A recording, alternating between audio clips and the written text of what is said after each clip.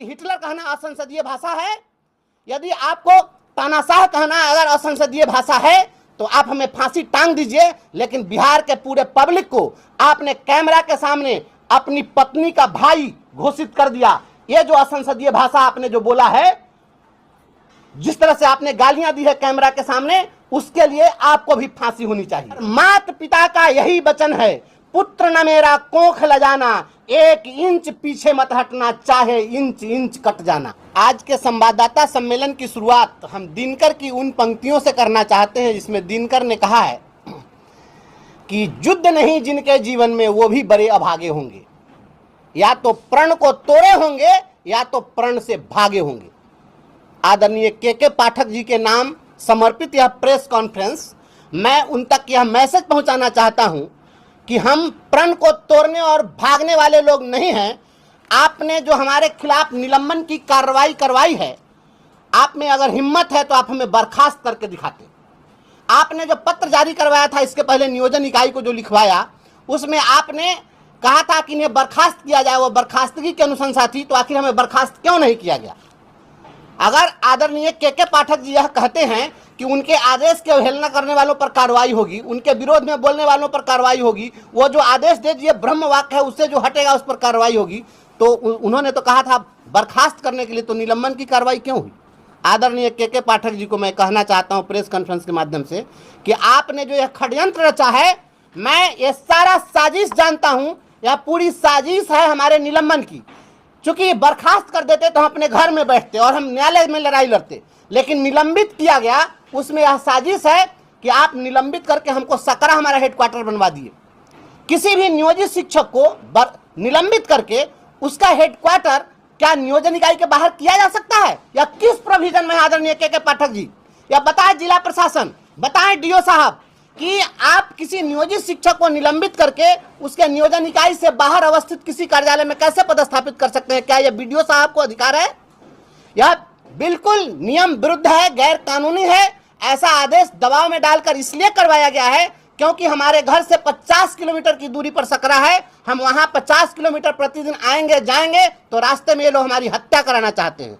ये लोग road accident करा के हमको मारना चाहते हैं। ये हत्या की साजिश है और इसका मुख्य कारण यही है कि ये जितने घोटाले हुए हैं, चाहे वो प्रीफैब स्ट्रक्चर घोटाला हो, समरसिबल घोटाला हो, बेंच डेस्क घोटाला हो, थाली घोटाला हो, बैग घोटाला हो, शिक्षक बहाली घोटाला हो, हम तमाम घोटालों पर बोलते रहे हैं और इसका पर्दाफाश करते रहे हैं। सबसे पहले हमने बेंच डेस्क घोटाले पर आवाज उठाई, और जब हमने आवाज उठाई तो कई जगह इन्होंने दिखावे की कार्रवाई की है, जिससे साबित हो गया है कि गड़बड़ी हुई है। इन्होंने खुद स्वीकार कर लिया, लेकिन गड़बड़ी उतनी ही नहीं है जितनी हम कह रहे हैं। गड़बड़ी उससे इन्होंने जितनी कार्रवाई की है उतनी ही गड़बड़ी नहीं है, गड़बड़ी बहुत ज्यादा है। और ये एस्टीमेट घोटाला है, यह एस्टीमेट घोटाला हुआ है। जो 70,000 80,000 रुपए में समरसिबल हो सकता था, वह 2,64,000 रुपए का ये फर्जी एस्टीमेट बना करके और करोड़ों करोड़ लुटवाया। चारा घोटाला से बड़ा घोटाला, और इसका हम भंडाफोड़ करते हैं तो ये कहते हैं कि असंसदीय भाषा का प्रयोग करते हैं। हम आपको यह बताना चाहते हैं, हम आपके सामने में, देखिए मैं शिक्षक हूं, इसलिए मैं जो भी बात करता हूं वह किताबों के माध्यम से बात करता हूं। यह एनसीईआरटी की किताब है और 9वीं कक्षा की किताब है। बिहार बोर्ड में भी 9वीं कक्षा की किताब में यह बात है। आप पढ़ेंगे इतिहास में जब आप पढ़ते हैं, जब इमरजेंस ऑफ हिटलर पढ़ते हैं, जब हिटलर के उदय की कहानी जब आप पढ़ते हैं, तो स्पष्ट रूप से देखिए एनसीईआरटी के किताब में पेज संख्या 58 पर इसमें स्पष्ट लिखा हुआ है कि 28 फरवरी 1933 को जारी किए गए अग्नि अध्यादेश, जिसको फायर डिक्री कहा गया, के जरिए हिटलर ने अभिव्यक्ति, प्रेस एवं सभा करने की आजादी जैसे नागरिक अधिकारों को अनिश्चित काल के लिए निलंबित कर दिया। अगर पूरे इतिहास में अगर कोई दृष्टांत है तो वह हिटलर का दृष्टांत है, जिसमें प्रेस, अभिव्यक्ति और सभा करने की आजादी पर पाबंदी लगाई गई थी, और इसके पहले कोई आपको उदाहरण नहीं मिलेगा। तो यदि आप हिटलर के नक्शे कदम पर चलेंगे तो हम आपको हिटलर कहेंगे, और अगर हम हिटलर कहते हैं या बिहार का कोई नागरिक कहता है तो आपको गौरवान्वित होना चाहिए, क्योंकि आप हिटलर के नक्शे कदम पर चल रहे हैं। और जो हिटलर की चाल चलेगा वो हिटलर की मौत मरेगा। यह नारा हम लगाते रहे हैं, लगाते रहेंगे। और हमें जो आपने निलंबित किया है, आपके निलंबन की कार्रवाई से हम डरने वाले नहीं हैं। चूंकि स्पष्ट जान लीजिए आदरणीय के पाठक जी, मैं साफ साफ बतला देना चाहता हूं, मैं एक शिक्षक का बेटा हूं और माता पिता का यही वचन है, पुत्र न मेरा कोख ल जाना, 1 इंच पीछे मत हटना, चाहे इंच इंच कट जाना। यह हमारे अपने परिवार का संस्कार है और माता पिता का वचन है कि 1 इंच भी पीछे अपने डिटर्मिनेशन से हम हटने वाले नहीं हैं, डिगने वाले नहीं हैं। इसलिए शिक्षकों को जो आप प्रताड़ित कर रहे हैं, आप हमें निलंबित करिए, बर्खास्त करिए। सभी चीजों का हम स्वागत करने के लिए आप प्रेस कॉन्फ्रेंस बुलाए हैं, लेकिन हम आपसे यह भी कहना चाहते हैं कि आप जो धर्मराज युधिष्ठिर के अवतार बने हुए हैं, जो आप सत्यवादी हरिश्चंद्र के अवतार बने हुए हैं, तो आप निलंबन के साथ साथ हमारे सूचना के अधिकारों का भी जवाब दे दीजिए। पूछिए अपने मुजफ्फरपुर के जिला शिक्षा पदाधिकारी से और जिला कार्यक्रम पदाधिकारी से। हमने सूचना के अधिकार में इनसे 6 अप्रैल को मांगा था कि आप हमें दीजिए कि आपने समरसीबल कितने लोगों को कहां कहां गड़वाया और उसका जो बिल वाउचर है वो आप हमको दीजिए। उसमें कितने हेडमास्टर का जाली सिग्नेचर है, जितना बेंच डेस्क बांटा गया है, आप हमको उसका वाउचर दीजिए। क्यों नहीं दे रहे हैं वाउचर? ये आंख में काला चश्मा लगाकर आप नजर मिलाकर के कब तक, नजर छिपाकर कब तक भागते रहिएगा? कितने दिन छिपे रहोगे छज्जे की आड़ में? एक दिन आना होगा खुले बाजार में।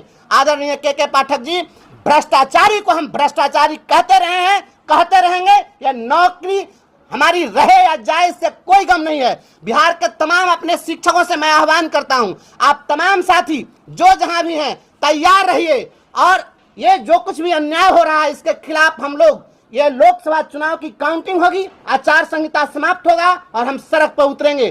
पूरे बिहार के शिक्षक इसके लिए तैयार रहें। 4 माह से हमारा वेतन बंद है, अब 5वां महीना कल से शुरू होगा। आपने वेतन हमारा बंद कर दिया। क्या आपको वेतन बंद करने का अधिकार था? किस कानून में? बिना निलंबित किए हुए। आप आज निलंबन की जब कार्रवाई हुई है तो उसमें भी नियोजन निकाय ने लिखा है कि जीवन निर्वाह भत्ता दे होगा, लेकिन बीडीओ ने कहा कि जीवन निर्वाह भत्ता दे होगा और डीपीओ कहा वेतन रोक रहेगी। किसकी बात चलेगी? यह वेतन आप कैसे रोक सकते थे? निलंबन अवधि में भी किसी को जीवन निर्वाह भत्ता दिया था। यहाँ आपने मानवाधिकारों का हनन किया है। हमने हाईकोर्ट में केस किया, प्रोन्नति का हम केस लड़ रहे हैं। आप इसीलिए ना हमको आप डिसमिस करना चाहते हैं और सस्पेंड करना चाहते हैं, क्योंकि हम प्रमोशन की लड़ाई नहीं लड़े ताकि वहां पर आप बच जाइए। आप इसीलिए हम पर कार्रवाई करना चाह रहे हैं ना कि बिहार के हम शिक्षकों के अधिकार की लड़ाई लड़ रहे हैं कि नहीं, इन्हें ग्रेच्युटी का लाभ दीजिए। 19 तारीख को ग्रेच्युटी का केस लगा हुआ है हाईकोर्ट में। आप इसी के लिए ना हमें प्रताड़ित करना चाहते हैं। बिहार के तमाम शिक्षक साथियों, मैं आपकी आवाज बनकर खड़ा था, खड़ा हूं और खड़ा रहूंगा। हमें वेतन मिले नहीं मिले, यह चिंता बिहार के शिक्षक समाज को करना है। शिक्षक करें कि हमारा क्या होगा, लेकिन हम जब तक हैं हम लड़ेंगे। और जिला प्रशासन से मैं मांग करता हूं कि इसकी पूरी जांच हो कि किस प्रकार से नियम विरुद्ध इन्होंने हमारा मुख्यालय, निलंबन मुख्यालय सकरा में तय किया है। और हमें यहाँ के एसएसपी साहब, यहाँ आईजी साहब शिवदीप लांडे साहब और यहाँ के डीजीपी महोदय, आप सभी लोग से मैं यहाँ गुहार लगा रहा हूँ कि मेरे जान माल पर खतरा है, क्योंकि यहाँ पर 2 दर्जन से ज्यादा यहाँ पर संवेदक हैं और उन्हीं संवेदकों के सहारे एक जाति विशेष के संवेदक है जिन्होंने बेंच डेस्क सप्लाई किया है और समरसेबल करवाया है। ये सारे लोग डीओ से मिले हुए हैं और इन संवेदकों के माध्यम से हमारी हत्या कराई जा सकती है। इसलिए हमारे जान माल की सुरक्षा की जाए।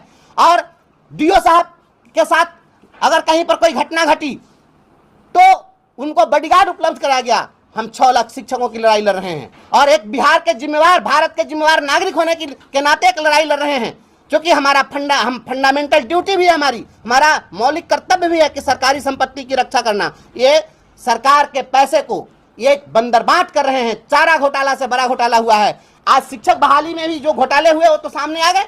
ये तमाम चीजें आपके सामने है, आप देखिए, एक एक का भंडाफोड़ होगा। और आदरणीय सुशासन बाबू, जिस राज्य का एसीएस माननीय मुख्यमंत्री की बात नहीं मानता हो, जहां का एसीएस एक पदाधिकारी, एक नौकरशाह जहां के राज्यपाल को चुनौती देता हो, तो पूरे बिहार की जनता के लिए इससे बड़ा शर्मनाक कुछ हो नहीं सकता है।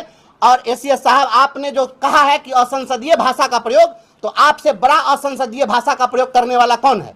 यदि हिटलर कहना असंसदीय भाषा है, यदि आपको तानाशाह कहना अगर असंसदीय भाषा है, तो आप हमें फांसी टांग दीजिए। लेकिन बिहार के पूरे पब्लिक को आपने कैमरा के सामने अपनी पत्नी का भाई घोषित कर दिया।